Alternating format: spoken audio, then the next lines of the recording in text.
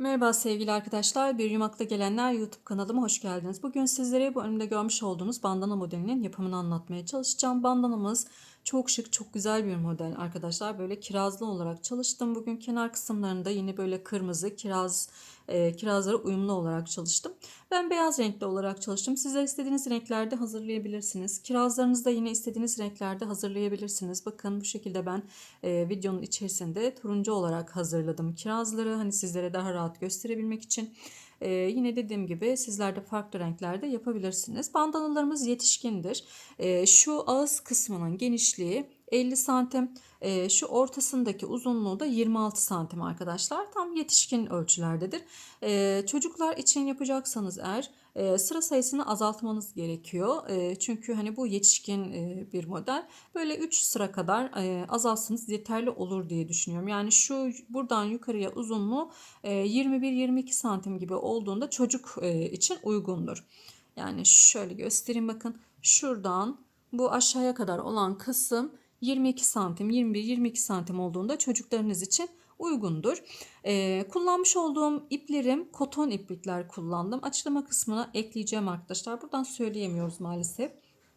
360 metrelik, 330 metrelik koton bir ip kullandım. İpimden yani bir tanesi için 50 gram gitti mi tam bilemiyorum. Yani çok az bir ip kullandım. Daha sonrasında da kenarı için yine aynı koton iplikten kenar oyası için kullandım. Tığımda 4 numara 3,5 4 numara 2,5 milimlik bir tığ arkadaşlar. İpime uygun bir tığ kullandım. Evet, malzemelerim bu şekilde. Şimdi isterseniz modelimizin yapımına geçelim. Geçmeden önce küçük bir hatırlatma yapmak isterim. Kanalıma abone olmayı, bildirimleri açmayı ve yorumlarınıza da destek olmayı unutmayın. Hepinize kolay gelsin. Arkadaşlar bandanamızın yapımına başlıyoruz. Öncelikle bir tane sihirli halka yapıyorum. Sihirli halkamın içerisine 2-3 tane zincir çektim. Zincirimi de sayarak içerisine 3 tane trabzanım olacak. İkinci trabzanım ve üçüncü trabzanım. 2 zincir çekiyorum. Aynı yere 3 tane trabzan yapıyorum. Yani yine sihirli halkamın içerisine 3 tane trabzan yapıyorum. 2 3. Tekrar 2 zincir çekiyorum ve sihirli halkamın içerisine 3 tane trabzan yapıyorum.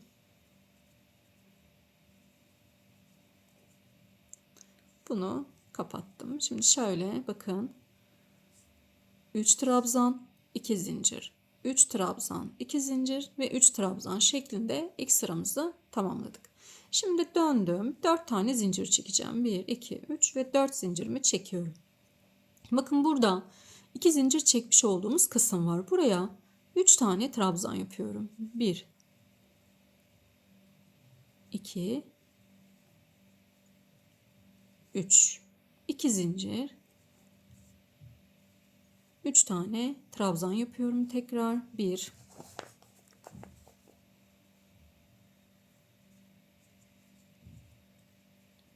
2,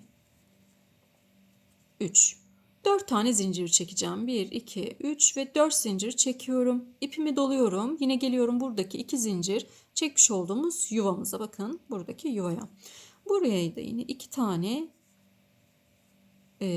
3 tane trabzanımı yapıyorum. 3 trabzan. 2 zincir ve tekrar aynı yere 3 tane trabzan yapıyorum. 2, 3. Döndürüyorum. 1, 2, 3, 4 zincirle döndüm. Tekrar yuvamın içerisine 3 tane trabzan yapıyorum. 2,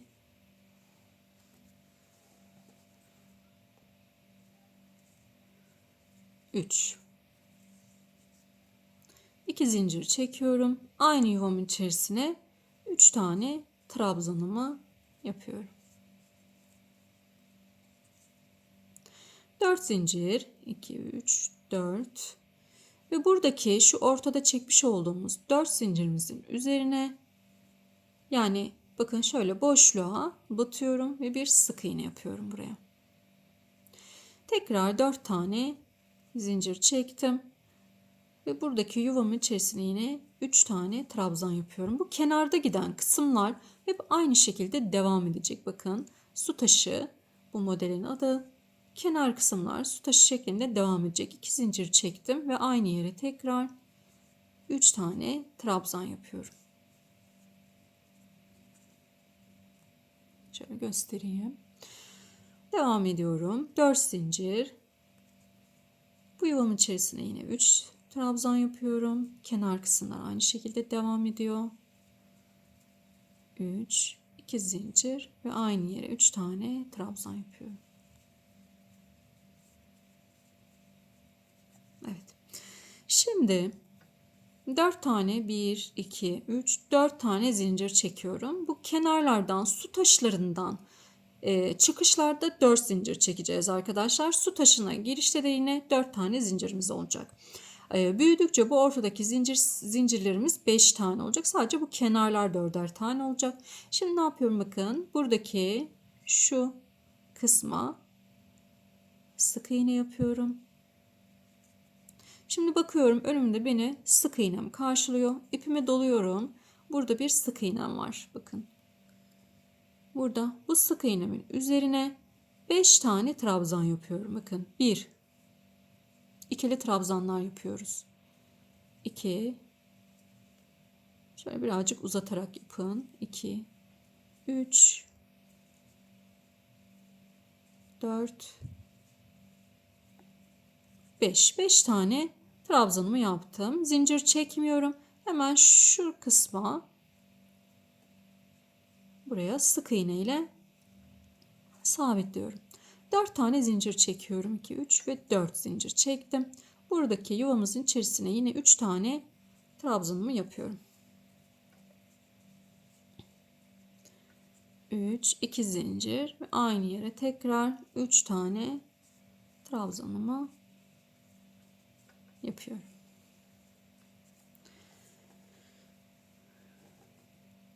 Yani bu ipler, evet. Döndürdüm. Şimdi 1, 2, 3 ve 4 zincir. Dönüşler hep 4 zincir olacak. Yuvamın içerisine 3 tane trabzan yapıyorum. 2 zincir ve tekrar yuvamın içerisine 3 tane trabzan yapıyorum.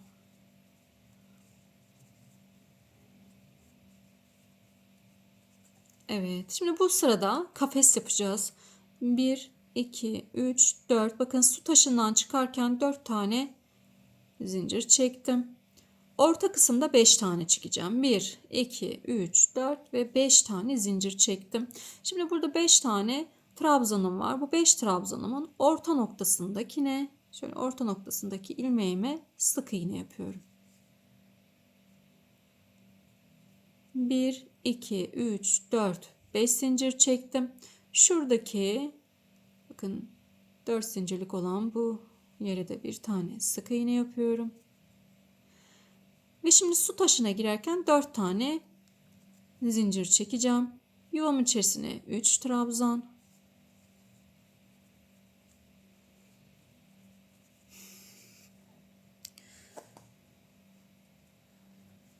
2 zincir ve 3 trabzan. Bu su taşları, kenarlardan giden su taşları aynı şekilde devam edecek. Bakın bu tarafa gidiyor. Bu da bu tarafa gidiyor. Bunlar aynı şekilde devam edecek. Döndürüyorum. 1, 2, 3, 4 zincir dönüşler. Yuvamın içerisine 3 trabzan. İkili trabzanlar yapıyoruz her zaman. 2 zincir ve 3 trabzan.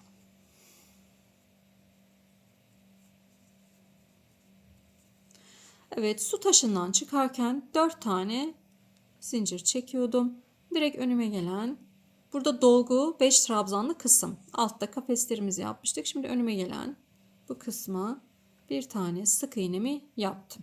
Şimdi ipimi doluyorum. Bakıyorum burada beni sık iğnem karşılıyor. Altında da herhangi bir dolgu yok.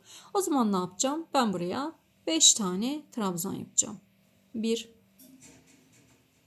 2, 3, 4, 5 trabzanımı yaptım. Zincir çekmiyorum. Hemen önüme gelen bakın boşluğa batıyorum ve sık iğne yaptım. Şimdi bakıyorum. Burada sık iğnem var ancak altında da 5 tane trabzan yapmış olduğum bir yelpazem var. Bunun üzerine o yüzden dolgu yapmıyorum. Ne yapacağım? Burada 5 tane zincir çekiyorum. 3, 4, 5 zincir çekiyorum. Ve buraya bir kafes oluşturuyorum. Şimdi ipimi doluyorum. Bakıyorum burada yine sık iğnem karşılıyor beni. Altında da herhangi bir dolgu yok. Yani 5 tane dolgum yok. Yelpazem yok. O zaman oraya da yine 5 tane trabzanımı yapıyorum. Yelpazemi oluşturuyorum. 2, 3, 4, 5. 5 zincir. 2, 3, 4, 5 zincir çektim. Ve şu bakın su taşına giden zincir kısmıma yine batıyorum. Burada bakıyorum. Burada arkadaşlar zincir çekmeyeceğim. Yanlış ifade ettim. Şöyle zincir çekmeden bağlıyorum arkadaşlar. Orada hata yaptım. Evet. Şimdi su taşıma giden kısımda 4 tane 2 3 4 tane zincir çektim ve su taşımı yapıyorum.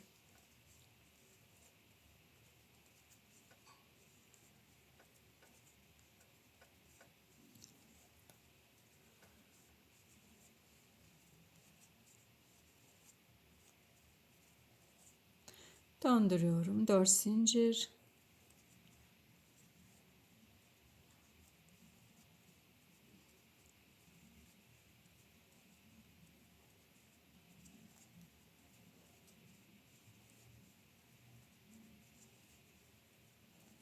Evet. Su taşından çıkar 4 tane zincir çekiyorum. Buraya batıyorum. Bakın. Sık iğnemi yaptım. Burası kafes sırası. Dolgu sırasından sonra kafes sırasıyla devam ediyoruz. 1, 2, 3 ve 4, 5 zincir çekiyorum. Aralarda 5 zincirimiz var. Bu yelpazenin üzerindeki ortadaki 5 tane trabzanımın tam orta noktasındaki trabzanımın tepe noktasına sık iğne yapıyorum. Yine 5 zincir, 2, 3, 4, 5 zincir. Şuradaki bakın kafesime yine bir tane daha kafes oluşturuyorum. Sık iğne. 1, 2, 3, 4, 5 zincir. Yelpazemin üzerinde tam orta noktasına gelen trabzanın tepe noktasına sık iğne yapıyorum. Yine 1, 2, 3, 4, 5 zincir.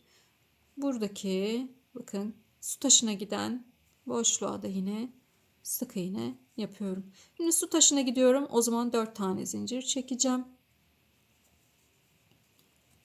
Ve buraya su taşımızı yapıyoruz. Yani 3 trabzan, 2 zincir, 3 trabzan. Evet. Döndürüyorum. 4 zincirle yuvamı yapıyorum. Su taşımı yapıyorum. Bu su taşlarına hızlı gidiyorum. 3 trabzan, 2 zincir, 3 trabzan.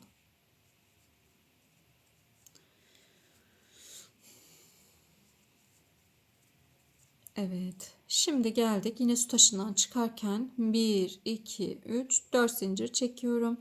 İlk boşluğa sık iğnemi yapıyorum. Şimdi bakıyorum. Beni bir sık iğnem karşılıyor. Altta da yelpazem yok. O zaman ne yapıyorum? İpimi doluyorum. Zincir çekmedim. Bu sık iğnemin üzerine 5 tane trabzanımı yapıyorum. 2,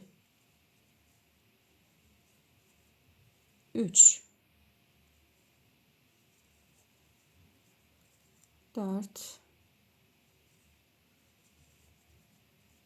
5. Zincir çekmedim. Hemen şuradaki zincirime sabitledim sık iğneyle. Şimdi bakıyorum. Beni sık iğnem karşılıyor ama altında bir yelpazem var. Yelpazenin üzerine yelpaze yapmıyoruz. O yüzden 5 tane zincir çekiyorum. 2, 3, 4, 5. Ve boşluğa bir tane sık iğne ile bağladım. Şimdi bakıyorum. Sık iğnem karşılıyor. Altında da yelpaze yok. O zaman ne yapıyorum? Buraya bir tane daha yelpaze yapıyorum. Yani 5 tane trabzan yapıyorum. 2, 3, 4, 5. Zincir çekmedim. Hemen buraya sabitliyorum. Sık iğne ile. Bakıyorum. Sık iğnem karşılıyor ama altında yelpaze yapmışım. O zaman 5 tane 2, 3, 4, 5 tane zincir çekiyorum ve kafes oluşturuyorum. İpimi doluyorum. Bakın yine sık iğnem karşılıyor. Altında bir yelpazem yok. O zaman ne yapıyorum? 5 tane trabzan yapıyorum. 2, 3, 4, 5. Buraya da yine bir tane sık iğne ile sabitledim. Şimdi su taşına geçiyorum. 4 tane zincir çektim ve su taşımı oluşturuyorum.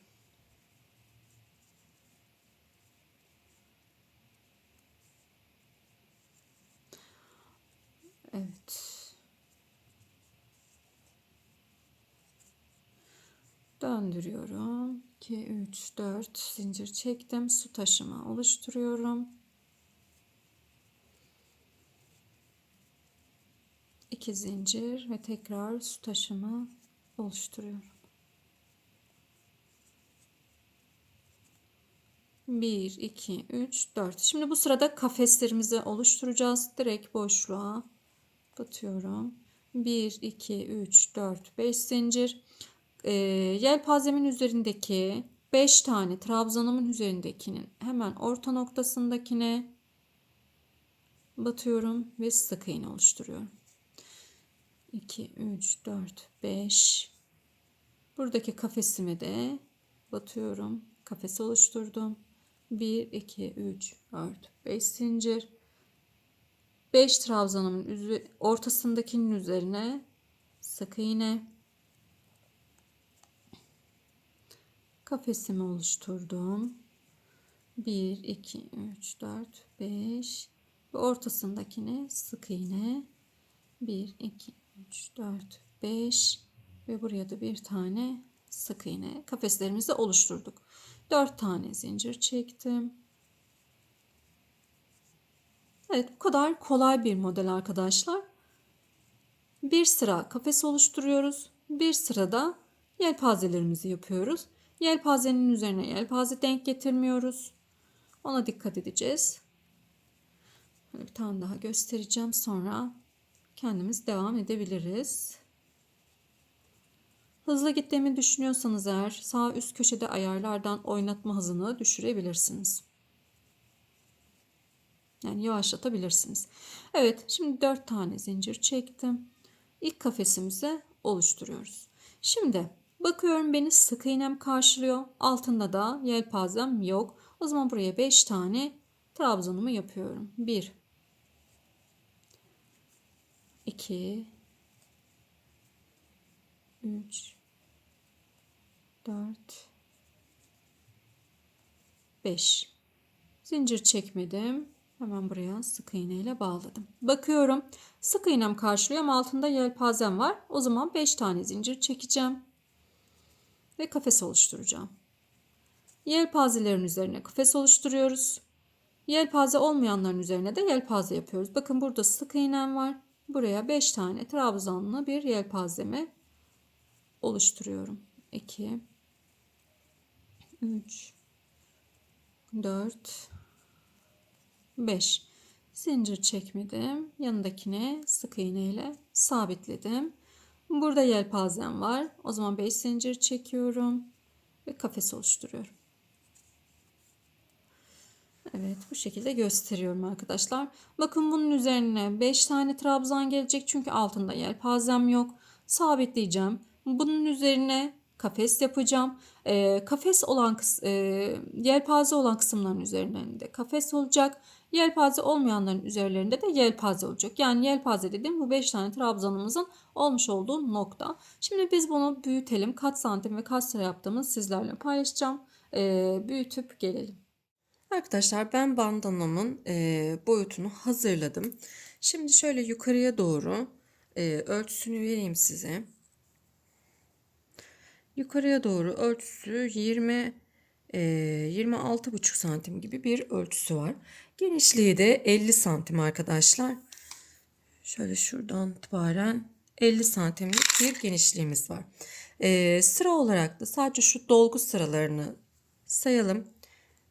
Ya da hepsini sayalım. 1, 2, 3, 4, 5, 6, 7, 8, 9, 10, 11, 12, 13, 14, 15, 16, 17, 18, 19, 20, 21, 22, 23 ve 24 sıra ördüm. Yeterli ölçüye geldim. Eğer çocuk için yapacaksanız daha küçük sıra sayısını daha azaltmanız gerekiyor. Bir de ben bunu arkadaşlar buhar verdim. Buharla açtım örgümü. Yani sizlerde çünkü birazcık ördüğümüz zaman böyle bir büzüşme oluyor. O yüzden buharla açmak gerekiyor. Bu bandanaları açmanın birkaç çeşitli yöntemi var. Mesela bloklama yapabilirsiniz. Bloklama nasıl yapılır? Bir suyun içerisine alıp bir suyun içerisine bandananızı koyarsınız arkadaşlar. Islatırsınız. Sonra bir havlunun üzerine bunu böyle gerip açarsınız. Hani ıslak ıslak. İsterseniz toplu iğnelersiniz. O şekilde biraz beklediğinde hem orada kurumuş olur hem de açılmış olur. Veya benim gibi buhar verirsiniz. Kesinlikle ütüyü örgünüze değdirmeyin ve ters kısmından buhar verin. Buhar verirken de vermeden de yine örgünüzü açıp öncelikle şu dip kısmından iğneliyorum ben. İğneledikten sonra da bu uç kısımlarını da yine iğneliyorum. Açarak iğneliyorum. Sonra buhara verip böyle elimle düzeltiyorum arkadaşlar ve bu şekli alıyor. Sizler de o şekilde yapabilirsiniz. Evet, şimdi geldik buraya. Burada en sonki sıramızı kafes sıramızı bitirdim. Burada sık iğne ile karşı tarafa geçeceğim. Kenar kısımlarını kırmızı çalışacağım arkadaşlar. Bakın burada yine bandanamda daha önce çalıştığım bir bandanam vardı. Kenar kısımlarını kırmızı olarak çalıştım. Bu kısmını beyaz gittim. Sizler eğer renk değişikliği istiyorsanız yani hani bu kısmı da kırmızı gitmek istiyorum diyorsanız burada ipinizi kesip kırmızı renkle devam edebilirsiniz. Şimdi ben beyaz ipimle devam edeceğim. Evet. Şimdi birazcık yakınlaştıralım. Şöyle. Evet. 3 tane zincir çekiyorum. Ve geliyorum buraya. Sık iğne yapıyorum. Bunun içerisine 2, 3, 4 tane sık iğne yaptım. Daha sonra bu sık iğnenin içerisine de buraya da bir tane sık iğne yapıyorum. Boşluklara 4 tane sık iğne yapıyorum. 2, 3, 4 sık iğne. Bir tane de buradaki bu sabitlemiş olduğumuz sık iğnelere bir tane de oraya sık iğne yapıyorum. Boşluklara 4 tane. 4. Bir tane de sık iğne, sık iğne. Evet, bu sırayı bu şekilde karşı tarafa kadar gideceğim.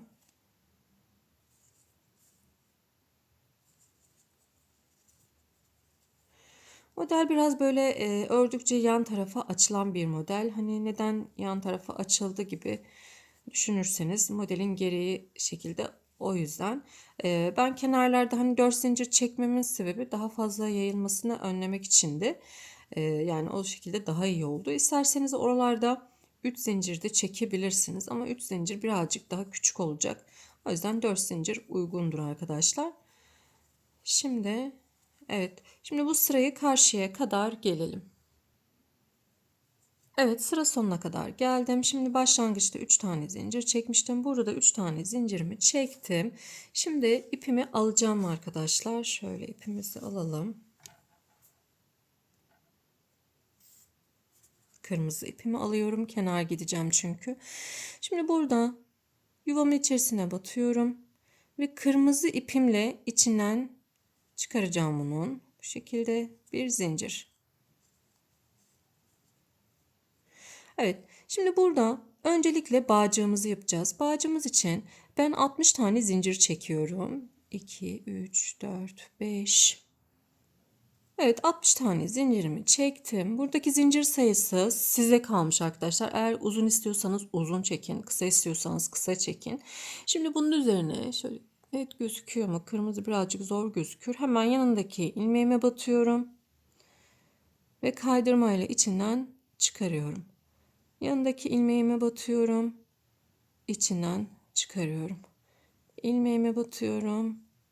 içinden çıkarıyorum. Bu şekilde ilerliyorum.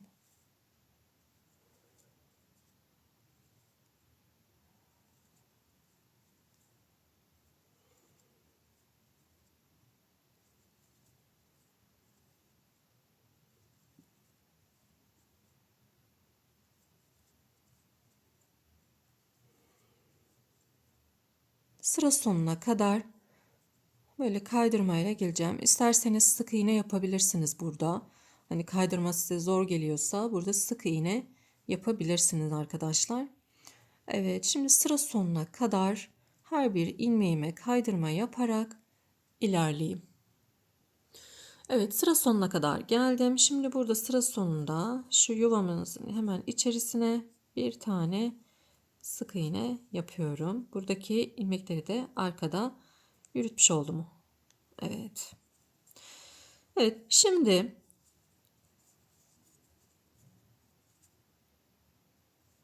buraya sık iğne yapıyorum. Bu kısma kadar gelmem lazım. Buraya da yine sık iğne yaptım. Buna da yine sık iğne yapıyorum. Ve yuvamızın içerisine geldik. Evet. Şimdi burada 4 tane zincir çekeceğim. 1, 2, 3, 4. Bu tomurcukları yapacağız arkadaşlar. Bakın şu tomurcuklarımızı yapacağız. Şimdi pıtırcık. Hani artık tomurcuk, pıtırcık. Hangi isim olursa 4 tane zincir çektim. Daha sonrasında parmağımı bu 4. zincirime koyuyorum. 1, 2 tane daha zincir çekiyorum. İpimi doluyorum. Bu parmağımı koymuş olduğum 4. zincirime tığımı takıyorum. Çektim. Tığımda 3 tane var. İkisini çıkardım. Tığımda 2 tane kaldı. İpimi doluyorum. Tekrar aynı yere batıyorum. İkinci batışım. Şu 2 tane ayırıyorum. Şu 2'yi çıkardım. Tığımda 3 tane var. İpimi doluyorum. İkinci batışımda. Üçüncü batışımı yapıyorum. Şu 3 tane ayırıyorum. Yine bu 2 taneyi çıkardım. 4 tane oldu tığımda. Dördüncü batışım. 2 taneyi çıkardım. 5 tane oldu. İpimi doluyorum. Tekrar batıyorum. Ve şu anda tığımda 6 kere var ve 5 kere de buraya batmış olduk. Şimdi bunların hepsini tek seferde çıkarıyorum. Bir tane sabitleme zinciri çektim. Şimdi 2 tane daha zincir çekiyorum. Tekrar ipimi doluyorum ve bu sabitleme zinciri çekmiş olduğumuz kısım, bakın hemen bu pıtırcığın üstü şöyle gözüküyor. Bakın bu kısım. Buraya yine aynı işlemleri yapıyoruz. 5 kere batacağız. Bakın 2 çıktım. Tığımda 2 tane var. İpimi doladım. Tekrar aynı yere batıyorum. 2 çıktım. Tığımda 3 tane var. 6 tane olana kadar batıyoruz. 2 çıkarıyorum. Tığımda 4 tane var. 2 çıkarıyorum. Tığımda 5 tane var. Her defasında ipimizi doluyoruz. Batıyoruz. Ve 2 çıktım. Tığımda 6 tane var. Hepsini tek seferde topluyorum. Bir tane de sabitleme zinciri çektim. Şimdi böyle 2 tane popcornumuz oldu. Şöyle arkaya doğru bakın. Şu şekilde yatırıyorum. Öne doğru yatırmıyorum. Arkaya doğru yatırıyorum. Ve bu arkada yine bu hani batmış olduğumuz, ilkini batmış olduğumuz yer var ya arkadaşlar. İlk popcornu yapmış olduğumuz, pıtırcımızı yapmış olduğumuz yere batıyorum. Şöyle kaydırmayla içinden çıkardım. 4 tane zincir çekiyorum. 4 zincir çektim. Ve geliyorum. Şu kenarlarda 4'er tane zincir çekmiş olduğumuz kısımlar var. Buralara batacağız arkadaşlar. Buraya sık iğne ile bağlıyorum. İlk pıtırcığımızı oluşturmuş olduk. Şöyle elimizde de düzeltebiliriz bakın.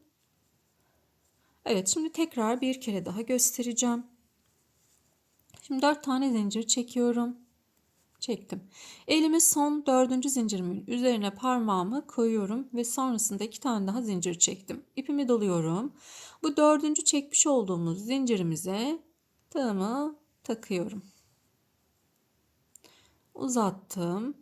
2 taneyi çıkardım. Tığımda 2 tane var. 6 tane olana kadar buraya batıyoruz. Yani 5 kere batmış olacağız. İlkini batmış olduk. İpimi doluyorum. Tekrar aynı yere batıyorum. Yine 2 çıkarıyorum. Tığımda 3 tane var. İpimi doladım. Tekrar batıyorum. 2 çıkarıyorum. Tığımda 4 tane var. 2 çıkarıyorum. Tığımda 5 tane var. Ve tekrar aynı yere batıyorum. 2 çıkardım. Tığımda 6 tane var. Hepsini tek seferde topluyorum. Bir tane sabitleme zinciri çektim ve 2 tane daha zincir çekiyorum. Şimdi ipimi yine doladım. Bu popcornumuzun, pıtırcığımızın hemen üst tarafında bakın sabitleme zinciri çekmiş olduğumuz kısım hemen üst tarafında şöyle bir boşluk var. Elinizde çok daha net bir şekilde görünür. Bakın burada. Buraya yine batıyorum. 2 çıkardım. Batıyorum. 2 çıkardım. Batıyorum. 2 çıkardım. Tığımda 4 tane oldu.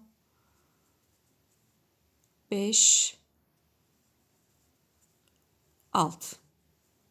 Hepsini tek seferde çıkarıyorum ve bir sabitleme zinciri çektim. Şimdi bakın şöyle geriye doğru katlıyorum. Bakın bu şekilde geriye doğru katladım. Döndüm. Şöyle ilk pıtırcığımızı yapmış olduğumuz ilmeğe tekrar batıyorum ve kaydırıyorum içinden. 4 tane zincir çekiyorum. Ve burada 4 zincir çekmiş olduğumuz diğer boşluğa bu su taşlarının boşlukları buraya sık iğne ile bağladım. 2 tanemizi yapmış olduk arkadaşlar. Evet.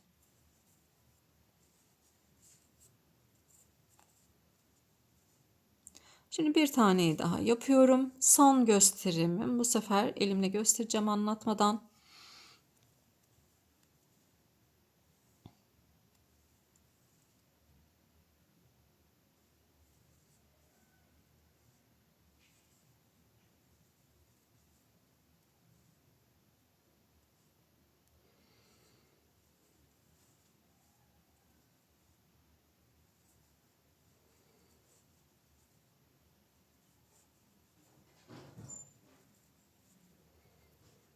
Hepsini tek seferde çıkardım. Sabitleme zinciri çekiyorum. Daha sonra 2 tane daha zincir çektim.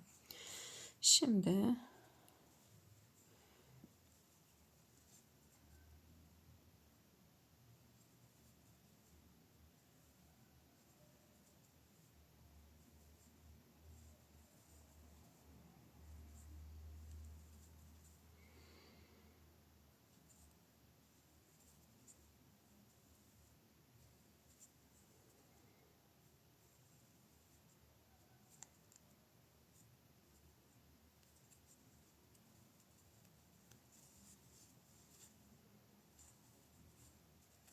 evet. Şimdi bu şekilde ilerleyeceğiz arkadaşlar. Bütün kenarını böyle pıtırcık yaparak şu şekilde pıtırcık yaparak kenarını geleceğiz. Daha sonrasında buradan yukarıya doğru geleceğiz. Ve burada yine bağcık kısmını yapacağız. Bu kısma geldiğimizde, bitiş noktasına geldiğimizde yine sizlerle olacağım arkadaşlar. Şimdi yapalım o kısma kadar pıtırcıklarımızı yapıp gelelim. Arkadaşlar ben kenar kısımlarını yaptım. Son kısma kadar geldim. Yani bu bağcık yapılacak olan yere kadar geldim. Şimdi burada bakın en son şu 3 zincir 4 zincir çekmiş olduğumuz kenar kısmındayız. Tam şu su taşının ortasına kadar gelmemiz gerekiyor. Ne yapmıştık diğer tarafta? Böyle sık iğnelerle oraya kadar gelmiştik. Evet, yuvanın içerisine kadar geldim. Şimdi burada diğer tarafta 60 tane zincir çekmiştim. Burada da yine 60 tane zincir çekip üzerine kaydırmayla ineceğim. Evet, 60 zincirimizi çektik. Üzerine ne yapıyoruz? Hemen yandakine batıyorum. İçinden çıkarıyorum. Yanındakine batıyorum. İçinden çıkarıyorum. Kaydırma yapıyorum. Aynı diğer tarafta yapmış olduğumuz bağcık gibi buradaki bağcımızı da hazırlıyoruz. Ve zincirimizin sonuna kadar geliyoruz arkadaşlar. Yapıp gelelim. Sıra sonuna kadar geldim. Yine buradaki yuvamın içerisine kaydırmayla giriyorum. Bir zincir çektim ve ipimi burada kesiyorum arkadaşlar. Evet. Şimdi bu iplerimizi gizleyip gelelim. Evet arkadaşlar, şimdi bu kirazlarımızın yapımını paylaşacağız. Bakın bu şekilde ben yaptım. Ve buraya dikmedim, yapıştırdım. Sıcak silikonla birlikte yapıştırdım. Sizler isterseniz dikebilirsiniz. Şimdi sadece yaprak kısımlarından yapıştırdım arkadaşlar. Yaprağın orta kısmından ve kenar kısmından yapıştırdım. Şimdi yapımına geçelim. Evet, farklı bir renkle göstereceğim. Kırmızı renk videoda çok iyi çıkmıyor arkadaşlar. O yüzden farklı bir renkle bu kirazların yapımını sizlerle paylaşacağım. Öncelikle sihirli bir halka yapıyoruz.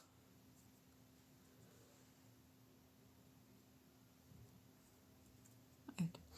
Şimdi bu sihirli halkamızın içerisine 7 tane sık iğne yapacağım. Bu sabitlemeyi saymıyorum.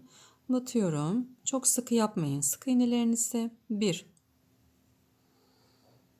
2, 3,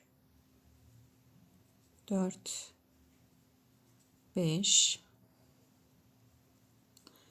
6, 7. 7 tane sık iğnemi yaptım. Şimdi bu ipimi çekiyorum ve bu ortadaki boşluğu kapatıyorum. Bakın, boşluğu kapattım. Evet. Şimdi ilk sık iğnemizin tepe noktasına, bakın ilk sık iğnemizin tepe noktasına, yani burada birinci yapmış olduğumuz sık iğnemizin tepe noktasına 2 kere sık iğne yapıyorum. 1, 2. Burada 7 tane sık iğnemiz var. Üzerine 7 sık iğnemizin üzerine de ikişer tane batacağız. Birinciye battık. İkinciye batıyorum. Ve tekrar aynı yere bir kere daha batıyorum. Üçüncüye batıyorum. Bunu da arada yürütelim. Üçüncüye batıyorum. Bir. Tekrar aynı yere batıyorum. 2. Üçüncüyü battık. Dördüncüye geliyorum. Bakın her birine ikişer kere batıyorum. Dördüncü. Beşinci.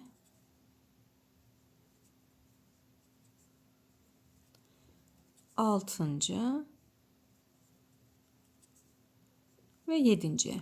Evet, 7 taneye bu şekilde battık. Şu ipimiz burada kalırsa bunu böyle öne doğru alalım. Başlangıç noktamızı belirtecek.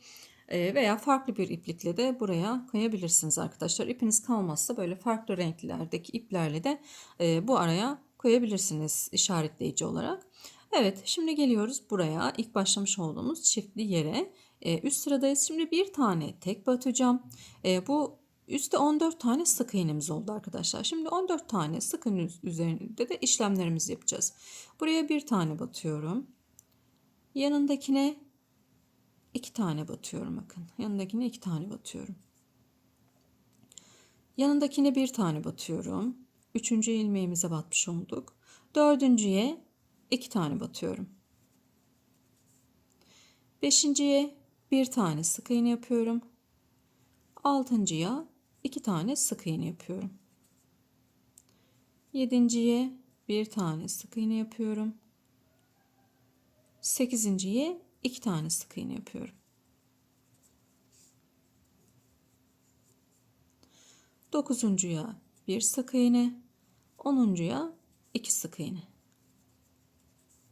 11.'ye bir tane sık iğne. 12.'ye 2 tane sık iğne. 13.'ye bir sık iğne. Ve 14.'ye de 2 tane sık iğne yaptım. Bunu yine arka tarafa doğru atıyorum. Evet. Şimdi buradan sonra artırma yapmayacağız. Her birine birer tane sık iğne yaparak devam edeceğim. Bakın dediğim gibi buraya bir işaretleyici koyun arkadaşlar. Renkli bir işaretleyici koyun. İsterseniz hani buna şaşırırım derseniz renkli bir işaretleyici koyarsınız. Ve bu şekilde artırma yapmadan 4 sıra öreceğim. Her birine birer tane sık iğne yapıyorum. Bakın her birine birer tane sık iğne yaparak İlerliyorum. Bu birinci sıram. Başlangıç noktasına kadar gelelim.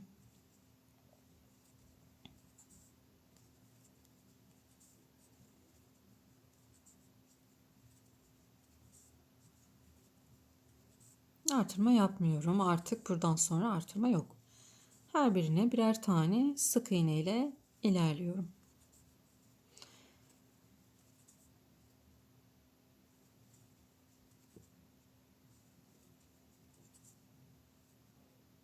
Evet, bir tane birinci sırayı tamamladık.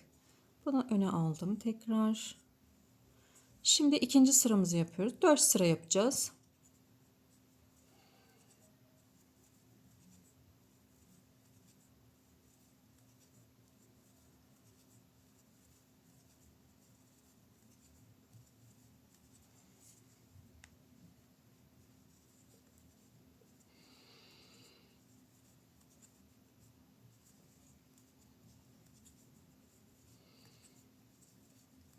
İkinci sıramızı da yaptık.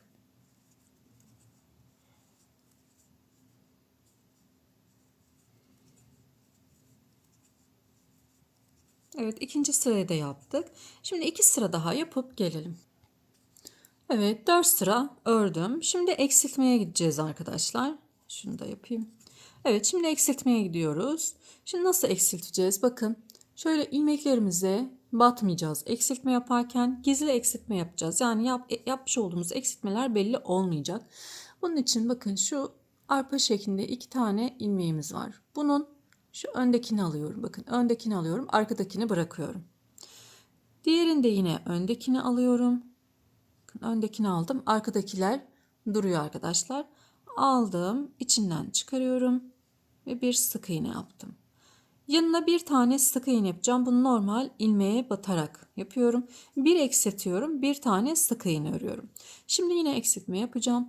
Bakın yine ön arpa şeklinde. Bakın öndekini alıyorum. Bir de yanındakini alıyorum. İçinden çıkarıyorum. Ve sık iğne yapıyorum. Bu gizli eksiltme diyoruz biz buna arkadaşlar. Şimdi bir tane sık iğne ördüm. Yine yanındakine, bakın öndekini alıyorum. Öndeki ilmeği yine öndekini alıyorum. Yani ön kanatlarını alıyorum. Arka kanatlar orada kalıyor. Şimdi bunların ikisini çıkarıyorum. Ve bir tane normal ilmeğime batarak sık iğne örüyorum.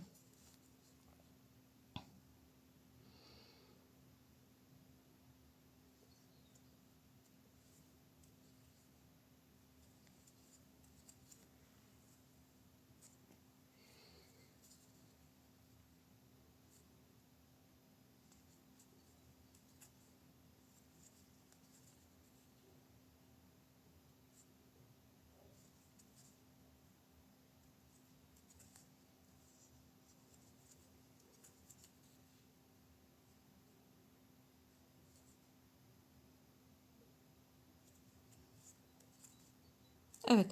Şimdi başlamış olduğumuz noktaya kadar geldik. Ağız kısmımızda bu kadar bir açıklık var.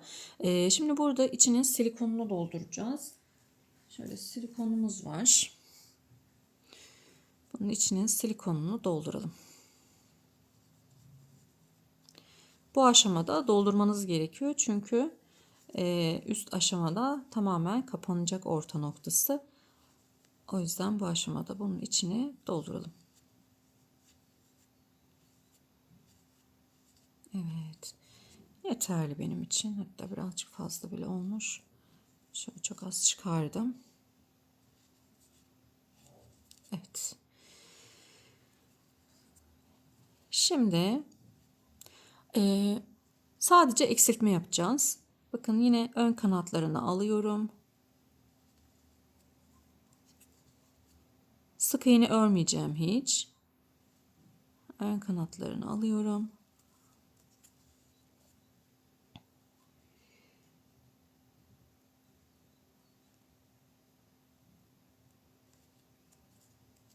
Sürekli eksiltiyorum. Başlangıç noktama kadar eksilte eksilte geleceğim.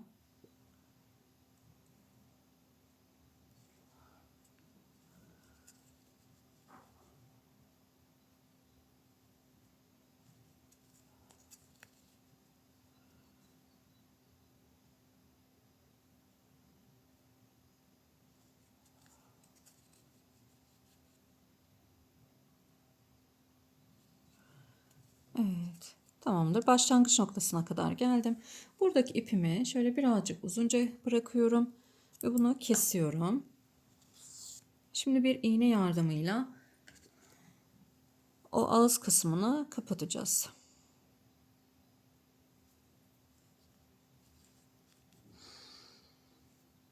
Yine şöyle ön kanatlarından okuyorum arkadaşlar. Bir önden bir içten, ama yine bakın ilmeğe değil de şöyle ön kanatlarından alıyorum. Bakın.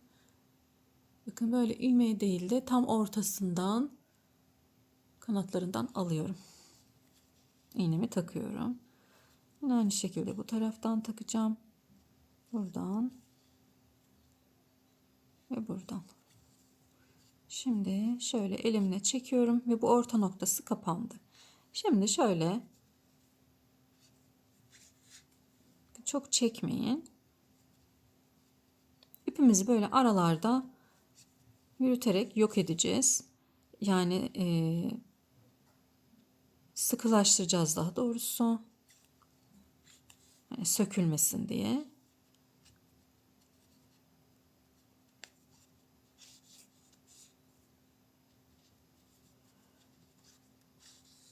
Evet, tamamdır. Şimdi bunu buradan kesebilirim artık. Bunu da kestim. Şuradaki ipimi de kesiyorum. Ve kiramızımızın bir tanesi hazır. Şimdi ikinciyi de yapıp gelelim. Evet, 2 tane kirazımızı yaptık. Şimdi yaprak kısımlarını, şu sap kısmını yapacağız. Daha sonrasında yaprak kısmına geçeceğiz. Sap kısmı için ipimizi ikiye katladım ben. İpim ince olduğu için ikiye katladım. Birazcık kalın olsun istedim. Şimdi bakın, kirazımızı alıyoruz. Kirazımızın şu başlamış olduğumuz, ilk başta başlamış olduğumuz şu sihirli halka kısmından değil, arka kapattığımız kısmından yapacağız. Şöyle bakın, buradan şu taraftan bir tane koyuyorum. Karşıdan çıkarıyorum. Evet, bunu alıyorum. İçinden kardım ve bir zincir çektim. Burada birazcık tığ numaramı 2 kat olduğu için büyütüyorum arkadaşlar. Büyüteceğim. Diğer tığımı alayım elime. Eğer onunla örebilirseniz rahat, 2,5 milimle örebilirseniz onunla devam edin. Şimdi buradan bakın, hem bunu yürüteceğiz, hani kaybedeceğiz, hem de zincir çekeceğiz. 22 tane zincirimi çekeceğim. Öncelikle şu aradaki şu ipimi alıyorum tığımın üzerine ve bir zincir çektim. İkinci zincirim. Alıyorum bunun üzerine. Üçüncü zincirim. Dördüncü zincirim. Alıyorum parçayı. Beşinci zincirim. Altıncı zincirim. Bu kadar yeterli. Daha yürütmüyorum. 6, 7, 8, 9, 10, 11, 12, 13, 13, 14, 15, 16, 17, 18, 19, 20, 21, 22. 22 tane çektim. Bunu da alıyorum. Yine bunu da kapattığımız kısımdan alacağım. Şöyle bakın, karşıya buradan geldim. Bu taraftan çıkardım. Şöyle içinden çıkarıyorum. Kaydırmayla bir tane zincirimi çektim. Ve ipimi burada kesiyorum. Şimdi bunu da yürütelim. Bakın, şuradan alıyorum. İçinden çıkardım. Daha sonrasında şöyle buradan alıyorum. Bakın, şu bağlamış olduğum yerden bir tanesini ipin bir katına aldım. İçinden çektim. Ve burada bir bağlama yapacağım şimdi. Bağlayacağım ki sağlam olsun. Şöyle bağlıyorum. Bir tur daha bağlayacağım. Evet, şimdi kirazımızın şu alt noktasından giriyorum. Ve buradaki iplerimi alıp kirazın iç kısmına çıkarıyorum. Bakın, bu şekilde. Daha sonrasında da bu ipi buradan kestim. Evet. Şuradaki ipimizi de keselim. Tamamdır. Evet, kirazımızın sap bağcık kısmı hazır. Bunu böyle koyalım. Şimdi yaprak kısmına geçeceğiz. Yaprak kısmını tek kat iplikle yapacağım. Sadece bağcık kısmını 2 kat olarak çalıştım. Yine aynı tığ numaramı alıyorum. Şimdi yaprak kısmımıza geçeceğiz. Bunun için 13 tane zincirimi çekiyorum arkadaşlar. 13 tane zincir çekiyorum. 1, 2, 3, 4, 5, 6, 7, 8, 9, 10, 11, 12 ve 13 tane zincirimizi çektik. Şimdi döndürüyorum, bakın. Dönüş yaptım, döndürdüm. Şu arkada bombelikler var, görüyor musunuz? Şöyle göstereyim, bakın. Bir tane burada var bombeli. Bir tane burada bombe var. Bu bombelerden yapacağız işlemlerimizi. Şimdi bu ilkine atlıyorum. İkinci bombeme batıyorum. Buraya bir tane sık iğne yaptım. Kaydırma yapıyorum, pardon arkadaşlar. Kaydırma yapıyorum. Kaydırma yaptım. Şimdi yanındaki bombeye, bakın şöyle göstereyim, bir tane sık iğne yapıyorum. İpimi doluyorum. Yanındaki bombeye çakma trabzan yapacağım. Yani tığımda 3 tane var. Hepsini tek seferde topluyorum. Tekrar ipimi doluyorum. Yine bombeden alıyorum, bakın. Bir tane ikili trabzan yapacağım. 2 de çıkarıyorum. Yine yanındakinden alıyorum. İpimi doladım. Yine bir ikili trabzan daha yapıyorum. Şimdi ipimi 2 kere doluyorum. Üçlü trabzan yapacağız. Yine yanındaki bombeden alıyorum. Bakın 2 2 2 şeklinde çıkardım. Bir kere doladım. Şimdi 2 tane trabzan yapacağız yan yana. Bu bombelerden alıyoruz her zaman.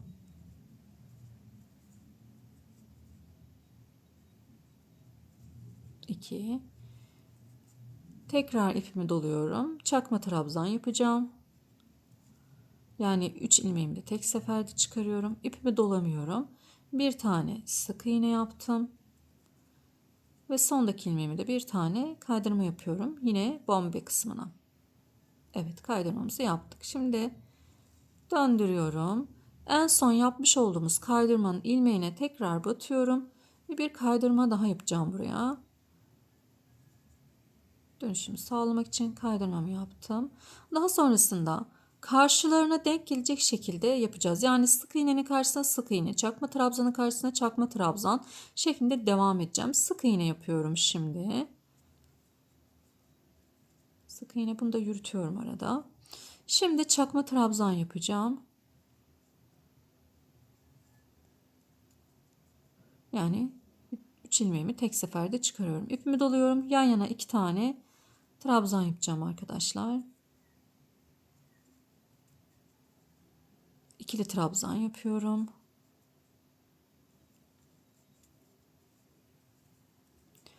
İki kere ipimi doluyorum. Üçlü trabzan yapıyorum. Bir tane.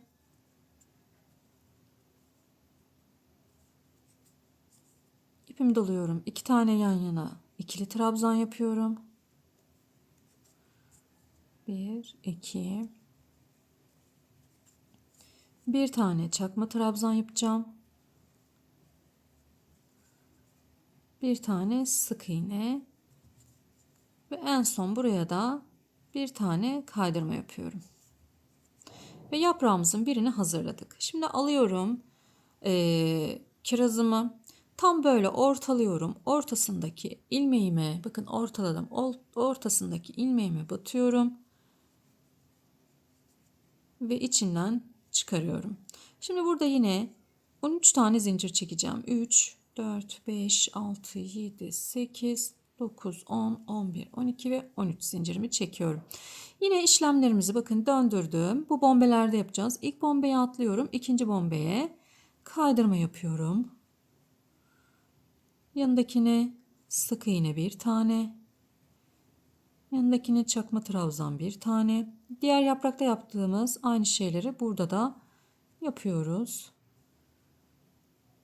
Buraya trabzan yapıyorum.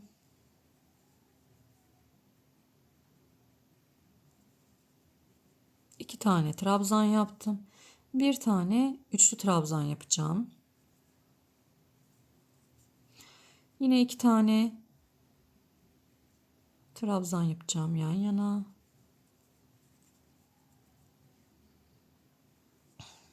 Birinciyi yaptım. İkinciyi de yapıyorum. Bir tane çakma trabzan yapıyorum.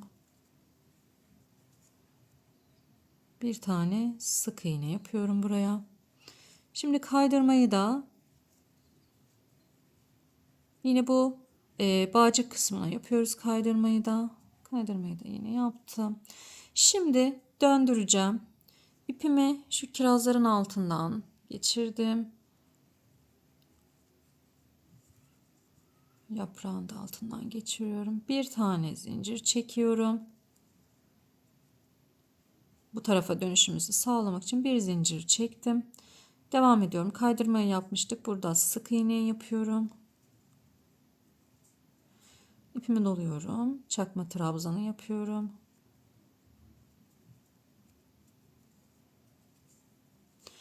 Trabzanları yapıyorum. 2 üçlü trabzanımızı 2 tane trabzan,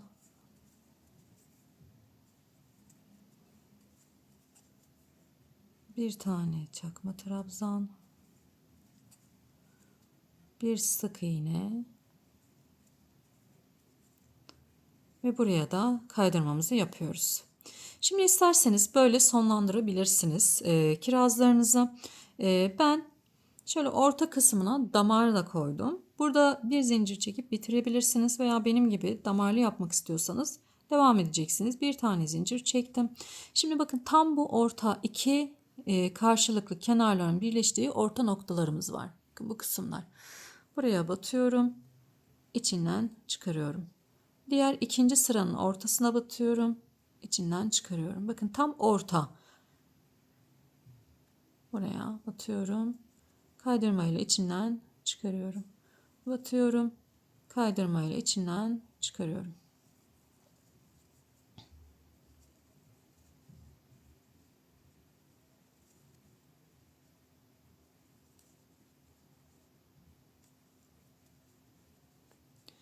Dediğim gibi bunu yapmak zorunda değilsiniz. Şimdi bakıyorum şöyle.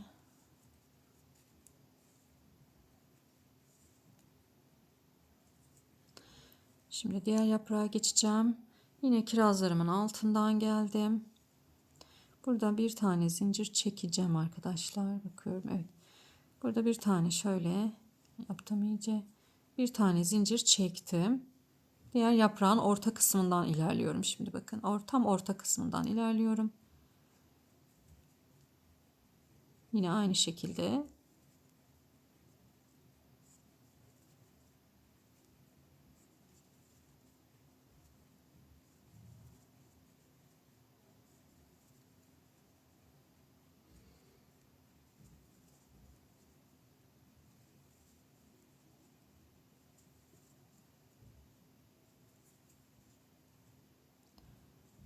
evet.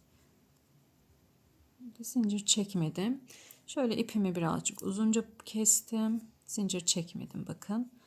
Şimdi şu sondakinden arka kısma bunu geçiriyorum. Şöyle ilmeklerin aralarında yürüteceğim.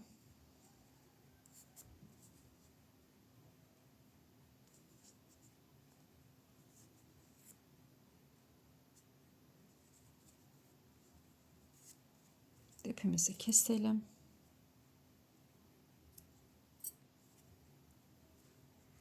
Evet.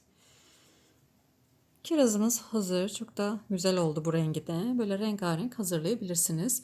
Bandalarınızı farklı renklerde hazırladığınızda kirazlarını da böyle farklı renklerde hazırlayabilirsiniz arkadaşlar. Evet, kirazlarımızı daha sonrasında buraya yapıştırıyoruz.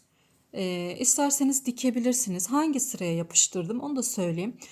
Şu yelpazelerin 5 tane olan sırasına yapıştırdım. Yani böyle yan yana 5 tane sırası olanın sırasına yapıştırdım. Tam ortasına, yani 2 tane bu tarafta ayırdım. 2 tane de bu tarafta ayırdım. Ve tam ortasındaki yelpazeye yapıştırdım. Ortalamış olduk. Bu şekilde. Şunu da şöyle düzelteyim. Evet, bandanalarımızı bu şekilde hazırlamış olduk. Gayet güzel, şirin, çok şık bandanalar oldu. Böyle anne kız kombinler yapıp kullanabilirsiniz. Tam yazlık, cıvıl cıvıl, kirazlı bandanalarımız hazır. Umarım sizler de kolaylıkla yapabilirsiniz. Buraya kadar izlediyseniz hepinizin ellerine, kollarına sağlık. Kanalıma abone olmayı, bildirimleri açmayı unutmayın. Yorumlarınıza da destek olursanız çok sevinirim. Hepinize sağlıklı günler dilerim.